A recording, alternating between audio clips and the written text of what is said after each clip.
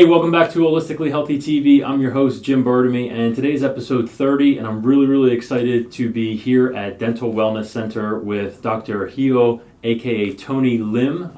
He is my dentist. I've been coming to him for a number of years now, and he is a biological dentist, and I wanted to interview him because he's got a lot of great information, a lot of great knowledge to share, and I thought this would be a great episode for episode 30. So thank you so much You're welcome. For taking the time to do the interview. So at first, I just wanted to get started with the first question that I mentioned to you. Why biological dentistry? So there's regular dentistry, I guess, and then there's biological dentistry. And really, what is the difference between the two? Okay. Well, it's not like it's a recognized specialty, but dentists who claim to be holistic or biologic, right, they tend to take the belief or have the philosophy that the dentistry we do can have an impact on their body. Okay. So what we put in, the treatments we render, can have some reaction. And so we want to try to minimize any kind of toxic material or materials that may not be agreeable to the patient. So first and foremost, we obviously don't do any mercury fillings because we don't think that that's a healthy material to go in the... And that's really toxic to the body, correct? Sure. The concern is everywhere that you want to try to minimize any toxins that come into the body, whether it's food or environmental, but... Yep, we talk a lot about that on the show too, yeah. Yes, sure. To think that we as a profession are putting actual mercury in the mouth doesn't seem to be a healthy thing to do. Right. So, and then we recognize that people may have sensitivity to different materials, and so we recognize that there may be other materials that may be more bio-friendly to the patient. Is there one that kind of sticks out in your mind or something that people have more of a reaction to than other materials? Metals tend to be more reactive. Okay. So we tend to shy away from a lot of metal restorations. So we stay with ceramics for a lot of crown work, bridges, filling materials. We use a composite or white fillings, which are free of obviously mercury. Right. And some of the metals that may elicit a reaction from the body. Okay. Now I know that I actually have to get one of my teeth replaced, and we've talked about this before, but some people have told me before that they've had situations where they've had a tooth removed and then they had something artificial put in, like whether it's a ceramic tooth or something like that, and it snapped or it broke off. Just tell me a little bit about that and what might have happened there, or maybe they just didn't use a good enough material. Oh, I see. So you're talking about people having experience of ceramic crowns or veneers breaking off? Right. Okay. That can happen. The ceramics that were used years ago were more aesthetic but were weaker. But the newer ceramics today are very strong. Okay. And we have some materials that are as strong as some metal restoration. So I'm not concerned at all. When I put in crowns now, we use a material that's called Bruxeer, which is 100% zirconium ceramic. Okay. Very strong. And more and more, even regular dentists are going away from metal crowns and going with the zirconium because it's just that strong. Okay. Yeah. That's great.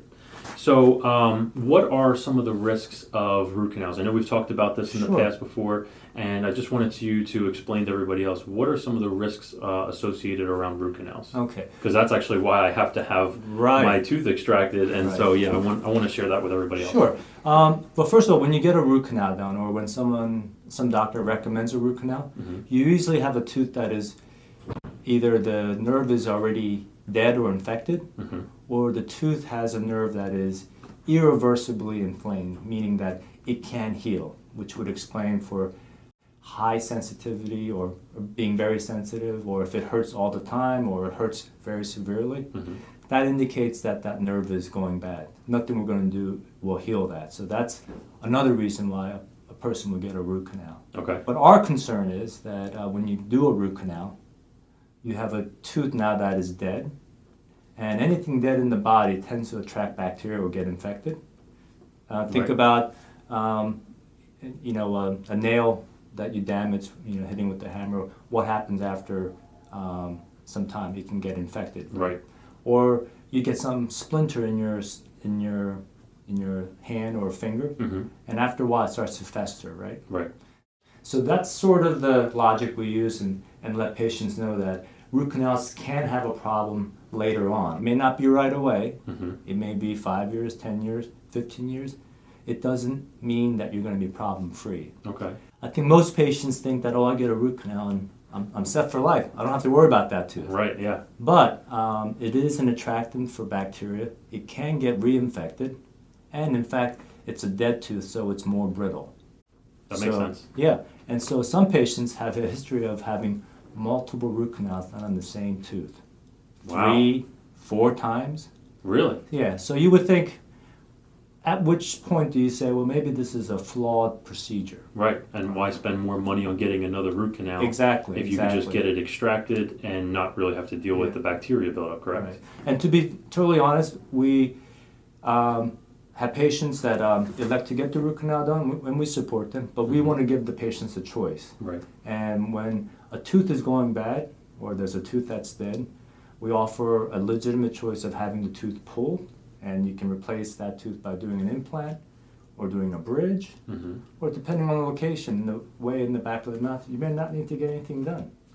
So we're all about informing the patient and letting them decide, letting them know the risks and benefits. That's good. So if a patient in our practice decides to get the root canal, that's okay, as long as they know. That's good. So you're educating your Sure, patients and sure. letting them know, and then this Right. way they can make a better choice. Exactly. And I usually say that, and you probably heard me say that before, where I believe that the more information you know, the better informed you are, the better choices you can make. And that's really around anything. Exactly, Yeah. exactly. That's awesome. Thank you. Yeah, And so what are your thoughts and recommendations around fluoride? yeah. This is Because another. this is a big question. Yeah. I think there's a lot of big controversy with a lot of people. Right. A lot of dentists recommend fluoride, whether it's for kids, whether it's for adults. And I know you and I have had conversations about this before. So what are your recommendations around that? Again, it is a controversial subject, Mhm. and mainstream dentistry says you definitely do fluoride. Mm-hmm. But once again, we're about offering patients choices and letting them know the risks and benefits. Mm-hmm.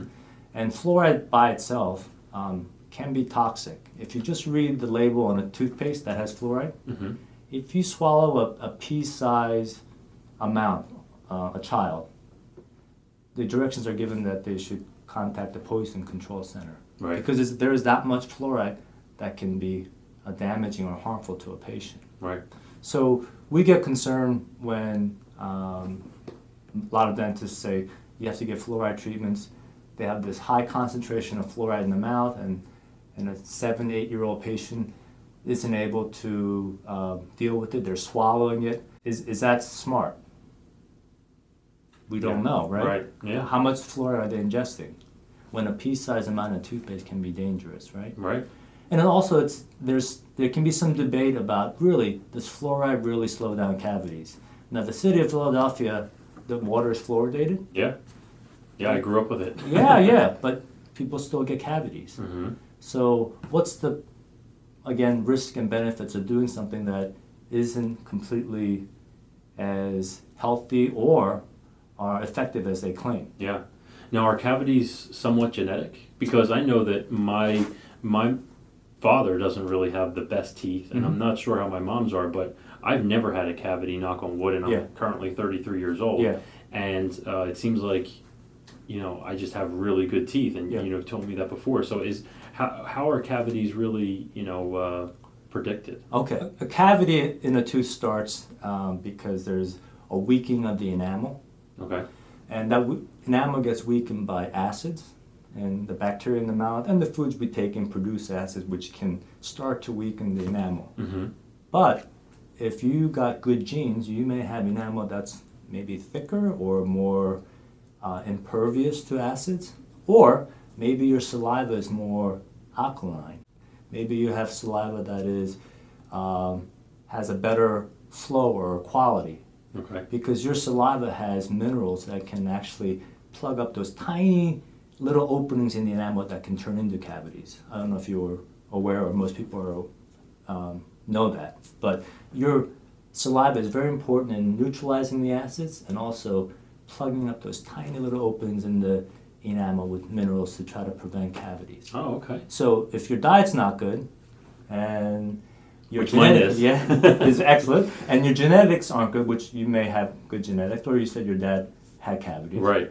Those A are lot, yeah. those are two major factors that can determine how susceptible you are to decay. Okay. We have patients that have poor hygiene, don't brush every day, have poor diets, and they don't have cavities. Mm-hmm. Now their gums may be bleeding because they're not taking care of it, Right. but they won't get cavities, and that may be due to their genetics. Right. Yeah. Okay. That's great. And so for people that you would recommend to, if we're saying that, because I typically don't recommend for my clients to use fluoride either. Mm-hmm. I try to steer them away, through education, but, trying to steer them away from using toothpaste with fluoride. And then what is a better alternative to help prevent cavities, more of a holistic, all-natural approach? I believe the best way to avoid cavities is to, again, have a good diet where you're minimizing the acidic and sugary foods. Right. And cleaning your teeth, brushing your teeth, flossing regularly. Okay. And it's also about, we mentioned, trying to make your mouth not so acidic. So maybe it can be something systemic. Maybe you should be eating a healthier diet so that your whole body pH is more alkaline. Right. Okay. So those are the things. And if we find that someone is susceptible to decay, we have different toothpaste that will help release more calcium via this product, which helps.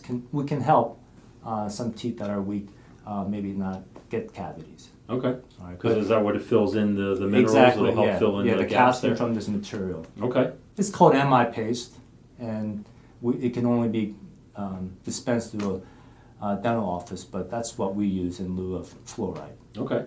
Yeah. That's great. And so, with all the stuff that we just covered in that last question, it might actually tie in a little bit of this, but I want to know, what are your top 2 tips for everybody else? What are your top 2 tips for overall oral health? I really do believe that your diet is important. Mm-hmm. And of course, we all can't eat the perfect way or the best way. Right. But it's being smart about knowing things that can cause decay. And it's the acidic drink, soda, Gatorade. It's snacking too much. I'm actually going to be doing a video or a post about Gatorade coming up pretty soon, because there's a lot of stuff in Gatorade that people actually don't know about. And I just had a conversation with one of my clients yesterday, actually, about the ingredients in Gatorade, and she was even told by trainers that, it's fine to drink. Yeah. And it's just amazing. Well, it's about, like anything else, it's about taking things in moderation and balance, and knowing that if you do too much of one thing, it can have negative consequences. Right. For instance, granola bars are great, or trail mix, right? Pretty healthy. Yeah. But you can have raisins and dates in there that stick very easily in between teeth. And if you're not keeping your teeth and gums as clean as you should, those things can cause cavities. Right. And they're more sugar, which is Exactly. also more acidic. You're right. And so, if Right. it's being trapped in your teeth and you're not flossing Right. and things like that. Yeah, so Okay. it's a combination of good, healthy diet Right. and proper oral hygiene. Those Okay. are probably the biggest 2 tips I can recommend. Okay, and that's probably really surprising to some of the people probably watching this, whereas a dentist is recommending better diet for better oral Oh, health. sure, And yeah, it's probably yeah. something that people aren't really hearing at just a mainstream dentistry office. Right, because we have to recognize the teeth are attached to our bodies, Right. and it's a connected system. So you can't try to just focus on teeth as if it's just hanging out there by itself. Right. It's nourished, protected, and fueled by your body. Yeah. And that's kind of what I've talked about in the past, where it's like allopathic medicine, where it's just kind of treating the symptoms. Right. Where Right. if, like you're saying, with the acidity and your diet and the sugar levels that you're bringing in are weakening the enamel in your teeth, now you have to look at other places instead of just flossing or brushing your teeth and things like that. Right, and I'm glad you mentioned that, because if we see a new patient or a patient comes in, they have a lot of decay and they're doing all the right things, they're seeing their dentist regularly, they're brushing their teeth, their diet's good, something's going on that is causing their teeth to break down. So Right. it could be one of the first signs that to the patient that maybe their systemic health isn't as healthy as it should be. Right. Yeah. Great. And then so finally, where can people find out more about you, more about your services, and what you guys have to offer here? Okay, well, we are here in King of Prussia, and our website is Dental Wellness Center, Center is CNTRE. Yeah, I'll put the link along the bottom here. Yeah, and I belong to an organization that promote mercury-free, fluoride-free dentistry, and it's called IOMT, and it's a collection of dentists that really IAOMT. IAOMT. MT, right. We're a mercury-free, fluoride-free organization, and then we try to promote a holistic or biologic approach to dentistry. Okay. And then what's the phone number? It's probably listed on the website. It is on the right? website, yep. And you can select dentists who belong to that all across the country and the world that practice similar. Okay. And then how long is it typically to get an appointment with you? Usually about a month. Okay. Yeah, usually about a month. That's pretty good. Mm-hmm. Yeah.